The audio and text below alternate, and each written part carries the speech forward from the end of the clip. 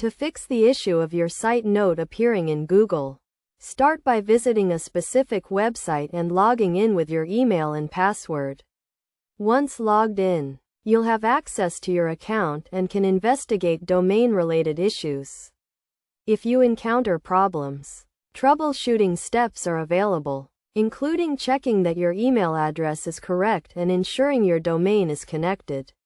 Additionally, verify that your homepage is not password protected, allowing public access. It's also important to check your Google Search Console account properties, add exceptions to ad block extensions, and adjust cookie settings to allow connections to Google.